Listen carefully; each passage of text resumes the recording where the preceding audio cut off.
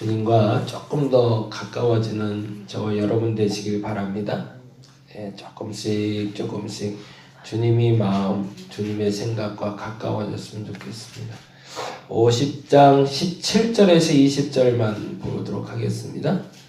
바벨론의 멸망과 더불어 이스라엘의 회복을 이야기하고 있는 본문인데요. 17절에서 20절까지 보시고요.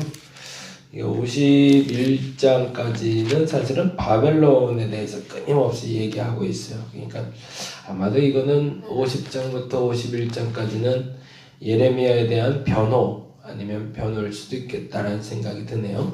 그 얘기도 조금 이따 잠깐 좀 나누도록 하겠습니다. 17절에서 20절까지 같이 한 목소리로 읽도록 하겠습니다. 이스라엘은 흩어진 양이라 사자들이 그를 따르도다.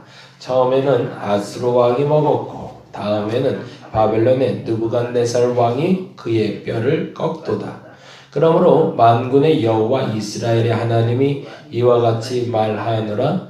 보라, 내가 아수르 왕을 벌한 것 같이 바벨론 왕과 그 땅을 벌하고 이스라엘을 다시 그의 목장으로 돌아가게 하리니 그가 갈멜과 바산에서 양을 기를 것이며 그의 마음이 에브라임과 길라산에 만족하리라. 여호와의 말씀이니라. 그날 그때에는 이스라엘의 죄악을 찾지라도 없겠고 유다의 죄를 찾을지라도 찾아내지 못하리니 이는 내가 남긴 자를 용서할 것임이라. 아멘. 아멘. 재미난 게 있는데요. 이거를 재미다라고 말하는 게 좀 죄송하긴 하지만 그 열방에 대한 심판이 나오는 게 45장 이제 끝나고 46장 애굽부터 시작인데요. 보시면 조금 공통된 단어들과 그리고 조금 차별된 단어들이 나와요. 처음에는 애굽에 대해서 이야기하면서 벌할 것이다 라고 해서 끝났는데 48장에 나오는 모압을 말하면서 48장 47절에 보면 다음과 같은 표현이 나오고 있거든요. 한번 보실래요? 이게 아마도 애굽이란 나라는 블레셋과 아스로 같은 대제국으로 보았던 것 같고 그 대제국에 피해를 입은 작은 나라들 있잖아요. 그 나라들에 대해서 이야기하는데 48장 47절에 다음과 같이 되어 있어요. 같이 한번 읽어볼까요? 그러나 내가 마지막 날에 모압의 포로를 돌려보내리라. 여호와의 말씀이니라. 모압의 심판이 여기까지니라. 심판이 정해져 있고 심판 후에 회복이 있다는 얘기죠. 어느 나라가요? 모압이라는 나라가. 반면에 암몬이라는 나라도 나옵니다. 49장 6절 볼까요? 49장 6절 같이 한번 읽어보겠습니다. 그러나 그 후에 내가 암몬 자손의 포로를 돌아가게 하리라. 여호와의 말씀이니라. 그럼 뭐죠? 암몬도 하나님이 회복시키시겠다는 얘기죠. 그렇죠? 또 하나 다메섹에 대한 예언이 49장 23절부터 나오는데요. 49장 27절 말씀 한번 볼까요?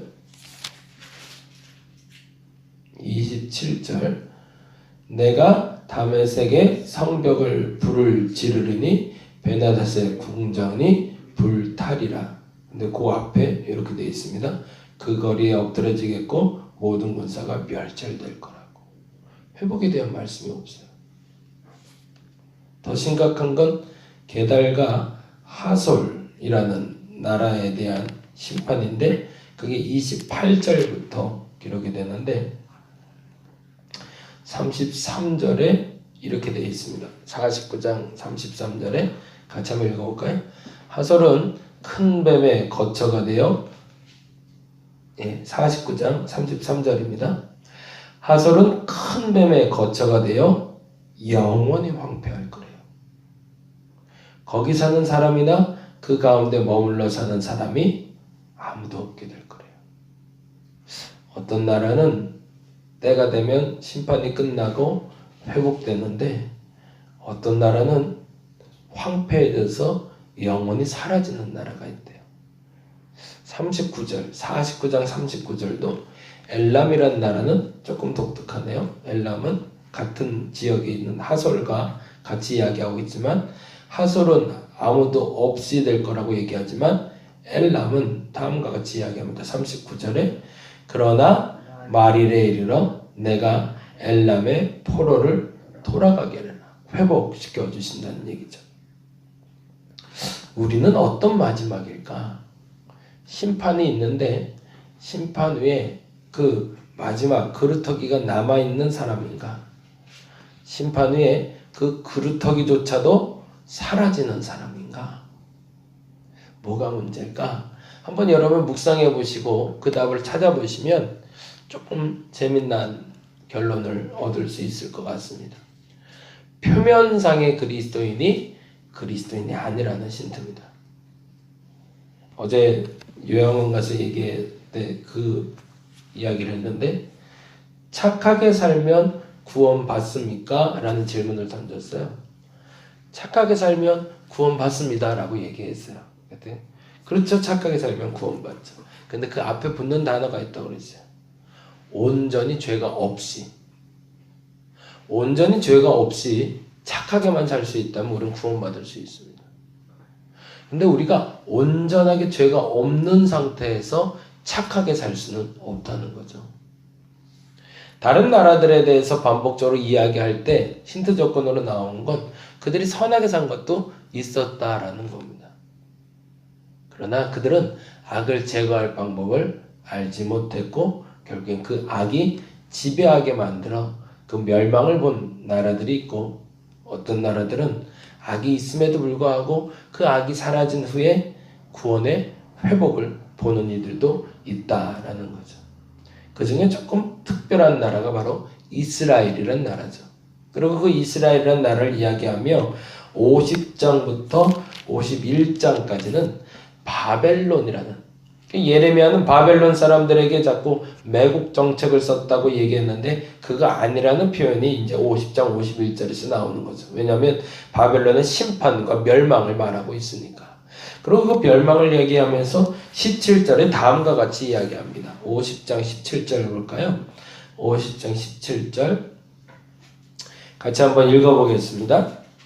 이스라엘은 흩어진 양이라 사자들이 그를 따르도다. 처음에는 아스루 왕이 먹었고 다음에는 바벨론의 느부갓네살 왕이 그의 뼈를 꺾도다. 그러면 여기서 말하는 이스라엘은 어떤 걸 얘기할까?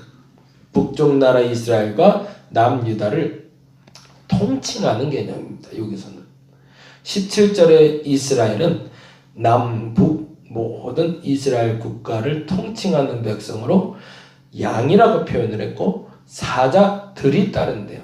사자들이라고 할 때 사자들은 누굴 얘기할까요? 처음에는 아스루, 다음에는 바벨론을 이야기하는 거 보니 첫 사자는 아스루고 두 번째 사자는 바벨론이겠죠. 그러면 첫 사자 아스루가 먹었다고 표현할 때 이 얘기는 뭘까요? 722년에 북이스라엘의 멸망을 얘기하고 있는 거죠. 바벨론이 먹었다는 얘기는 바벨론이 꺾었다는 얘기는 587년에 남유다의 멸망을 얘기하죠.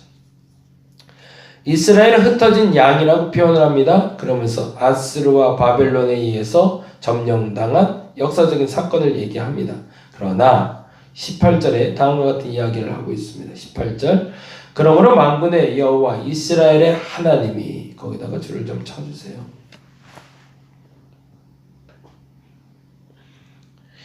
다른 이의 하나님이 나를 구원하는 것이 아니라 나의 하나님이 나를 구원하십니다.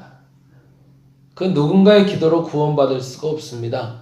그 누군가의 기도로 지연시킬 수 있고 중보는 받을 수 있어도 나를 구원하시는 건 나의 하나님입니다.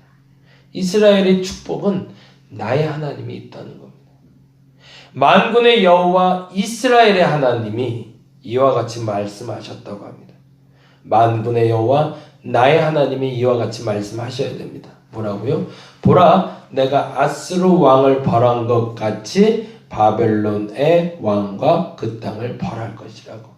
아수르는 바벨론에 의해서 멸망당하고 맙니다. 그리고 바벨론은 나중에 여러분이 잘 아시는 고레스 칙령이라 부르는 메대와 파사의 왕인 고레스에 의해서 바벨론도 멸망당합니다. 아수르의 멸망을 바벨론의 등장과 함께 지켜보았던 이스라엘 백성들에게 이것은 희망이었던 거죠. 아수르가 바벨론에게 멸망한 것처럼 바벨론도 지금은 강성해 보여도 어느 순간에 멸망시킬 것이다. 왜? 나의 하나님이 계시니까. 그리고 나서 19절에 다음과 같이 이야기합니다. 19절 이스라엘을 다시 그의 목장으로 돌아가게 할 거니. 거기다도 줄을 다시 그의 목장으로. 그래서 이스라엘에게는 시온의 개념이 매우 중요합니다. 보다 정확히 말하면 땅의 개념이 중요합니다. 왜 그럴까요? 땅의 주인은 하나님이기 때문에 그렇습니다. 그 땅이 나의 것이기 때문에 내가 그 땅을 영원히 가지고 있는 것이 아니라 그 땅을 하나님이 나에게 주셨기 때문에 그 땅이 영원한 겁니다. 그래서 이스라엘 백성들에겐 어떤 수단과 방법을 가리지 않고서라도 그 땅을 지켜내고 싶었던 이유는 그 땅은 하나님이 주신 땅이기 때문입니다.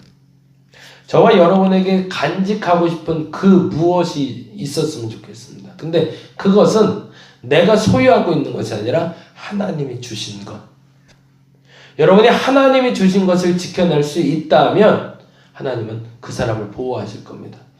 조금 더 다른 표현으로 하나님이 주신 것을 소중히 여길 수 있는 마음이 있을 때 하나님이 나를 지켜주신다는 겁니다. 그리고 그 마음이 있는 자들을 그 목장으로 돌아가게 해 주실 거고요.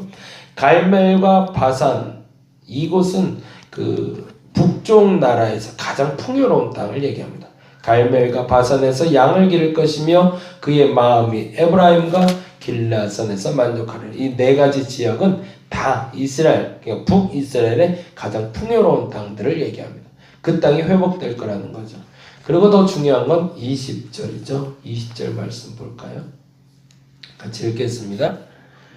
여호와의 말씀이니라 그날 그때에는 이스라엘의 죄악을 찾을지라도 없겠고 유다의 죄를 찾을지라도 찾아내지 못하리니 이는 내가 남긴 자를 용서할 것임이라. 그 후에는 죄에 대해서는 묻지 않을 뿐더러 그 죄의 지배를 받지 않게 될 거라는 겁니다. 그래서 그것이 바로 복음이죠. 죄에 대한 대가가 치루어졌다라는 얘기입니다. 19절 얘기 중에 하나 조금 더 추가적으로 좀 하고 넘어갈 게 있는데요. 그의 마음이라고 표현하는 그가 갈멜과 바산에서 양을 기를 것이며와 그의 마음이라고 할 때 그 마음은 네페쉬라는 시브리어 단어를 씁니다. 그것은 영혼이라는 표현이 되고요. 그래서 갈멜과 바산에서 양을 기를 것이며 그의 마음이 에브라임과 길라산에서 만족하리라 할 때 그 마음이 만족한다라는 말은 단지 육신적인, 현상적인, 현실적인 것만 회복된다는 것이 아니라 그 마음의 영혼의 피폐함이 회복된다는 뜻이기도 합니다. 그리고 또 하나 재미난 표현이 있는데 NIV라는 영어 성경에는 이 네페시가 만족하리라, 영혼이 만족하리라, 마음이 만족하리라 라는 말을 식욕을 채워주리라 라는 표현으로 씁니다. 우리의 가장 필요한 것을 공급해서 채워주신다는 뜻입니다. 우리에게 하나님이 심판이 지나가고 회복이 되게 할 때 그것은 모든 것 중에 영혼만 회복시킨다는 얘기가 아니라 육신적으로 필요한 것도 회복시켜 주시고 마음도 회복시켜 주신다는 의미를 담고 있다는 겁니다. 그런데 그 마음을 회복시키는 방법은 아까 말씀드린 죄에 대한 사함. 이건 오직 예수 그리스도만으로 가능한 일이죠. 저와 여러분의 오늘의 아까 기도한 것처럼 협착하고 좀 어려울지라도 안전한 길로 인도하고 계시는 주님을 따라갈 수 있는 우리가 되었으면 좋겠습니다. 오늘도 힘들 수는 있습니다. 협착할 수는 있습니다. 고단할 수는 있습니다. 그러나 중요한 것은 이 고단한 날임에도 불구하고 하나님이 함께 하시면 안전하다는 겁니다. 그 안전한 길에서 회복의 날을 기대하며 기도하는 우리가 되기를 간절히 바랍니다. 기도하겠습니다. 돌아가는 길일 수도 있고 협착된 고된 길일 수도 있습니다. 주님을 따라가는 길이 평탄한 길이라면 더 좋겠는데 때때로는 고단합니다. 때때로는 불편합니다.